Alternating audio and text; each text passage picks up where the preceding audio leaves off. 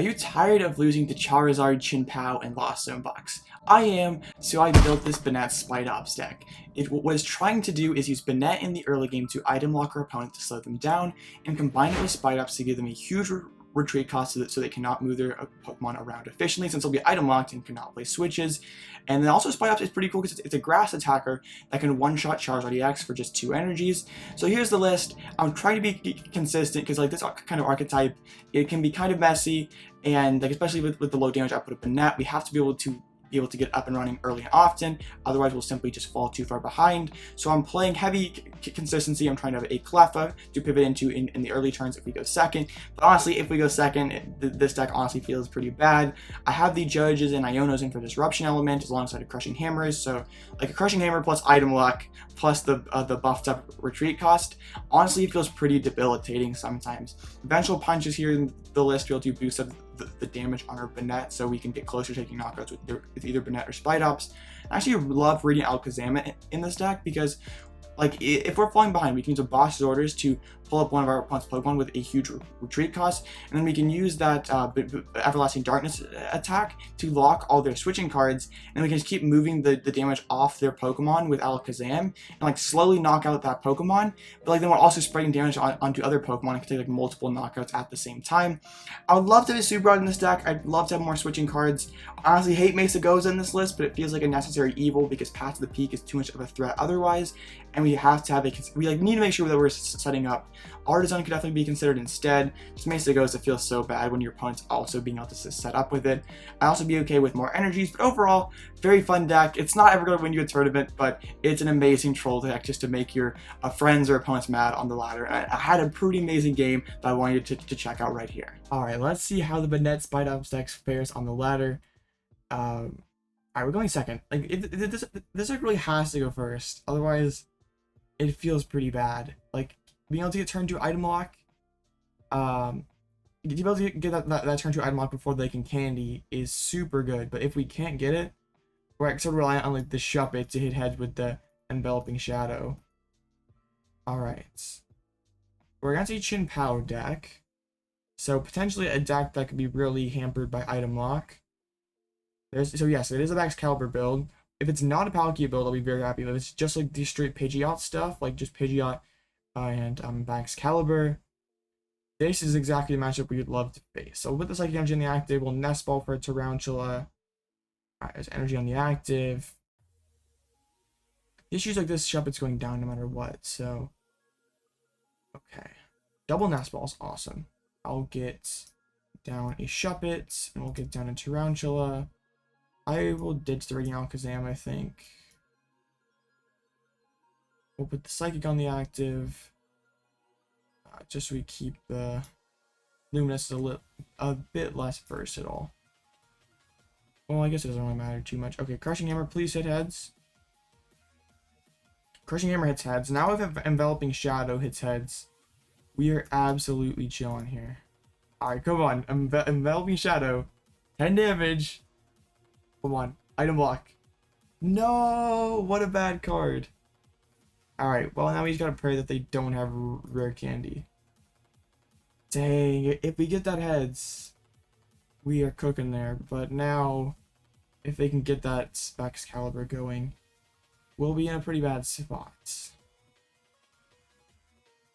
Their hand stinks if they're doing this. They just passed. Their hand is an absolute brick. They didn't even use Shivery Chill. That's confusing. Alright, I'm just gonna slam Research then. Oh my goodness. Not like finding any ways to pivot right now. Or yeah, no ways to move this Manaphy, so they still have another turn here. Dang it. Not even a single energy or anything. Tails on the Crushing means they can take a knockout on it. Dang it, they have another turd without... We missed like everything. We didn't hit a single one of our energies. Rope would have been epic. Switch would have been amazing.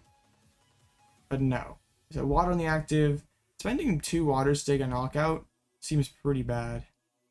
They should have taken 1 prize. I guess they have a Research though.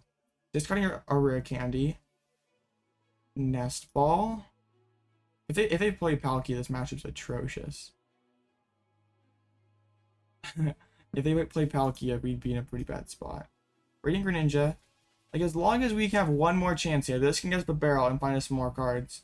Why did not do this, like, last turn? I'm so confused. Because they top-decked Research for sure. So I don't know why they didn't Shiver Icho. Oh, Palkia. This is really, we really like Path, but like Path is anti-synergistic with Spidops. This is going to be an awkward game. Spirit Energy Retrieval. Discarding a backs. So they have candy backs. If they have candy backs, we're probably scooping here. No, they just pass. They get all the energies back, but then they just pass their turn. I mean, they don't have any energies down to Star Portal. Alright, I'm just going to play Iono to throw all the energies back into the deck. Very interesting line of play there. Still no energies to be found. Absolutely ridiculous. This Manaphy really wants to stay in the active spot. Heads on the Crushing is pretty good. This is all 4 Crushing Hammers spent already. Oh my goodness, that's awesome. So I guess we're getting kind of lucky off of this. Let's get the Bibarel down, see if Mesagoza wants to give us a Spidops. Thin out the deck. Alright, it does. The heads are flowing right now. You very rarely see You very rarely see Arctobacks in these Baxcalibur decks. We have Rope, and we have 5 energies. I guess that's we had some pretty bad prizes then. If we did discard 1, but still, we should have a couple more than that. Industrious and Scissors. Alright, we had a Grass Energy. Not ideal, but we'll take it. We would rather Rope and hold the energy, or be able to preserve the energy. Let's thin out the Cleffa and the Nest Ball. I'll just grab... Yeah, we'll just grab the Shuppet. And then we'll Everlasting Darkness. Keep them item locked. Get the Vengeful Punch on there. So now we want to build up a Spidops here in the background. But, like, if they can get... Like, Irida is... Like, I guess Mesagoza in this situation is very bad. Like, Mesagoza is such a weird card in this deck because I want to have more ways to find our evolution Pokemon, but also it helps out our opponent in situations like this. Like, I know it is a coin flip. Okay, I guess it's fine when they flip like that. I just think like maybe like an Artisan would be better. Maybe like I want to have some sort of consistency boosting stadium because we have to play stadiums. Otherwise, Path to the Peak is too much of a threat. Like that shuts off our Spidops here. I don't want to be playing Path myself. So it's like kind of like Mesagoza, Artisan, or like the things that make the most sense. Maybe Old Cemetery could be good to like get more damage here and there. Or a Seal Stone? I mean, okay, go ahead, buddy. I'd be okay with that. Use for a Seal Stone. Concealed cards. They have the 3 energy down for the Star Portal, but actually still cannot take the knockout this turn. Let's see what they have. This is kind of crazy. Forest Sealstone in Palkia Chin Pal. You don't see that every day. I guess tools not being items anymore is pretty good for these item lock decks. There's Irida. That can get them the Palkia V-Star. The item won't do them any good. Maybe it'll be time to Poltergeist something next turn. Palkia and Candy. Poltergeist is so risky though because like they probably just go Bax Candy and then just start flooding the board with energies. But they can't knock us out, so it'll be interesting to see how they opt to play this turn. They can get 4 energies in play, slap us for 240, but they're probably not going to do that.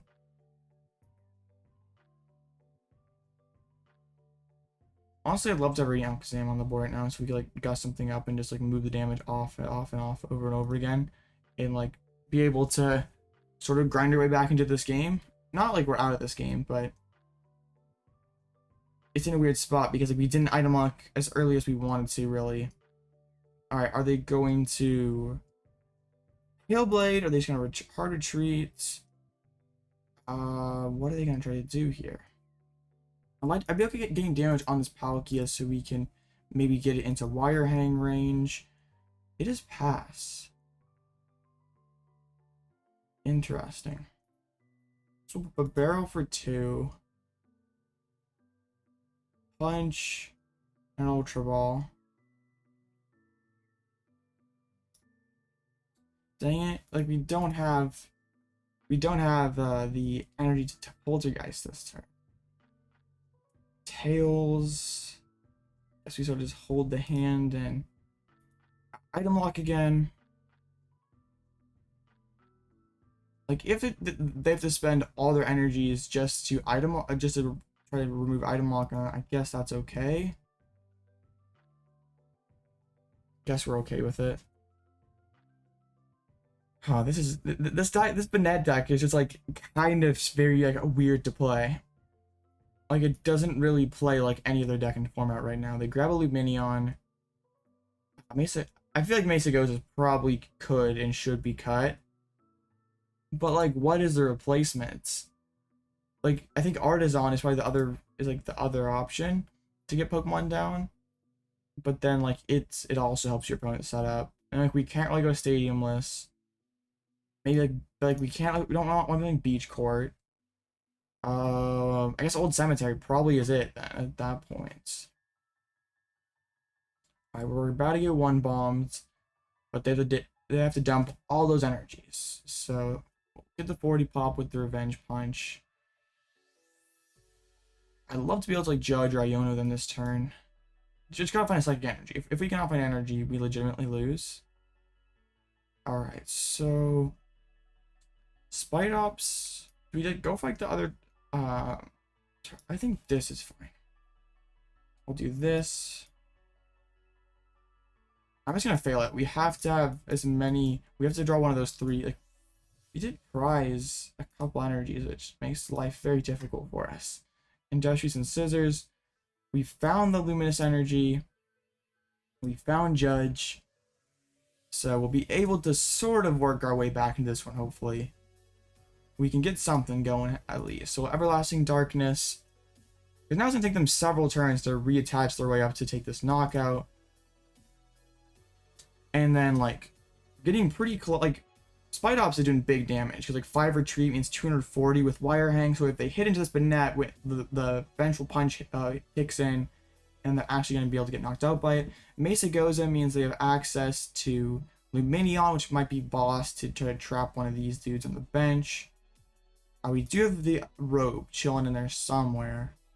It's kind of where we need, like, more switching cards wouldn't necessarily be a bad thing because our opponent is going to try to trap us in a lot of situations. Putting the water on the active, I don't really agree with that because, like, you're probably never going to be able to build this Chien-Pao all the way up. I guess they're probably going to go for the trap on, like, a Spidops or something. Yep, there's the boss's orders. The good thing about these Chien-Pao decks is they're usually playing cross switchers and they only play like one boss's orders. Yep, they gust up the Spidops.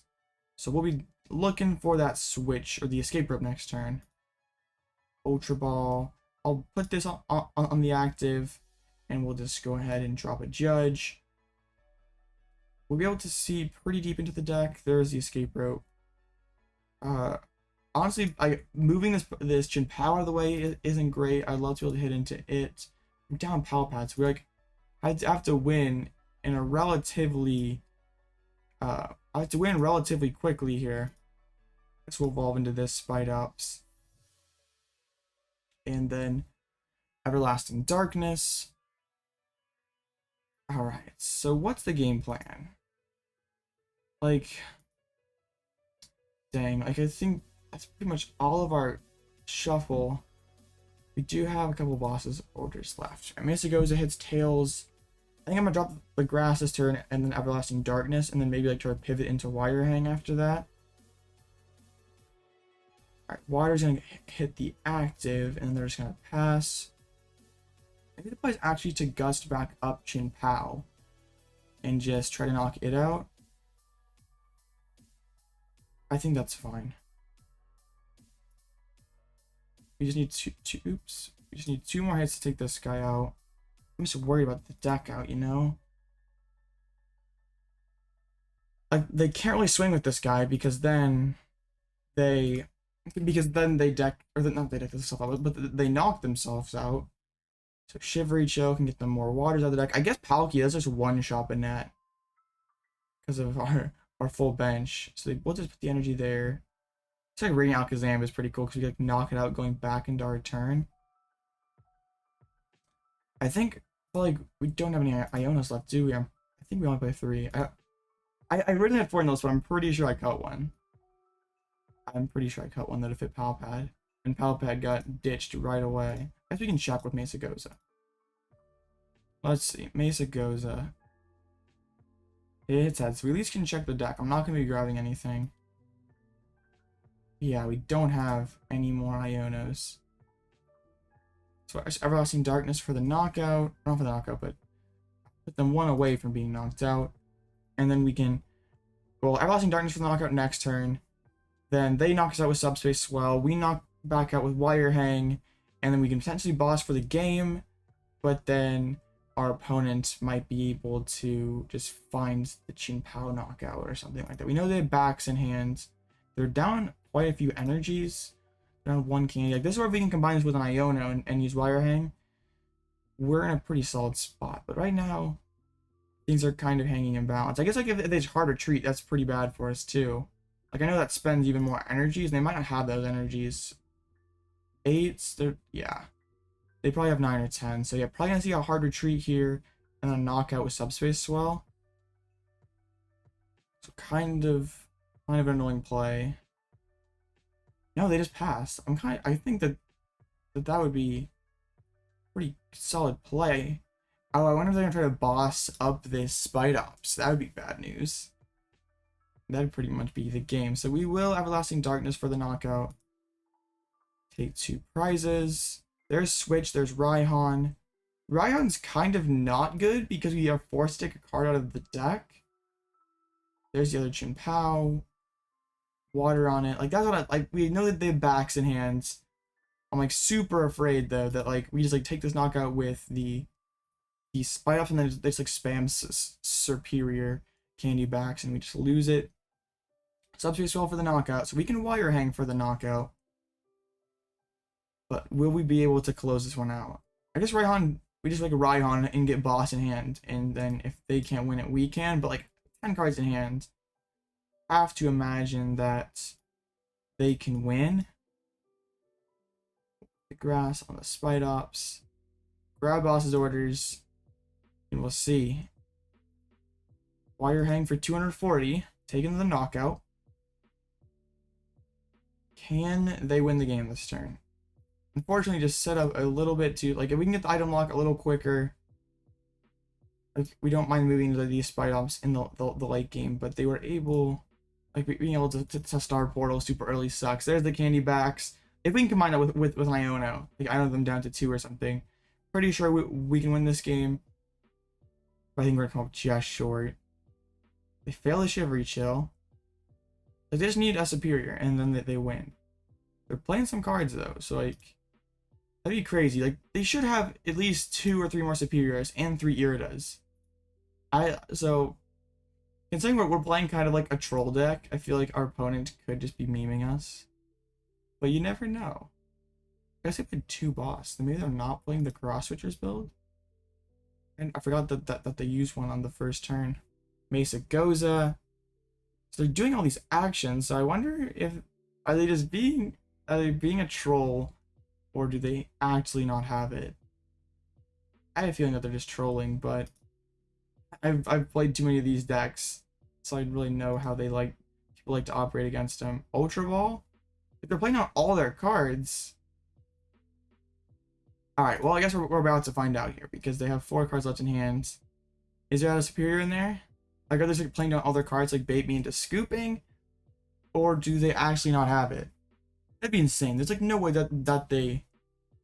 Oh, they're thinning for conceal cards. Come on, please. Please. Oh my goodness. Come on, please, opponent. Letter of Encouragement. There's no energies in there. Is Superior one of those last 4 cards? Iono to 2! They can't Superior with just 2 cards in hand. No way we actually win this one. Absolutely no way. What? How do you not have access to Superior? Like, you probably have 3 more Iridas and like 2 or 3 more Superiors, and you just don't have it? That is nuts. Yeah, we just take this knockout and win. The Wire Hang wins the game for us. And we can push pretty close to boss's orders if they do have like a switch or a retreat or something. We know they don't have any energies left, so they can't retreat. My goodness, how do you not have it superior? I could have sworn they were just trolling us. They just don't even have it. We're gonna take the game with Spidops here. Absolutely. Okay, no, we don't need attach, James. We just took the knockout with Wire Egg. That game was not pretty. We probably deserve to lose it one. We probably deserve to lose that one, but we'll take it anyway. Man, Banette Spidops is just busted. I had an absolute blast playing Banette Spidops, and honestly, it's not going to win you too many tournaments. It's just a great troll deck. It has a couple solid matchups. It is a bit fragile in a lot of those matchups. If it goes second or if it draws poorly, you're going to drop those games, but I love me a good troll deck, and as always, the list is linked below. As well, if you want to join my Discord to just interact with me, see what I'm doing, and interact with other Pokemon players, it's always linked below. As always, if you want to see another funny Obsidian Flames troll deck, I will put my Wiz Cash deck list that I nearly won a tournament with on screen right here, and you better go check it out.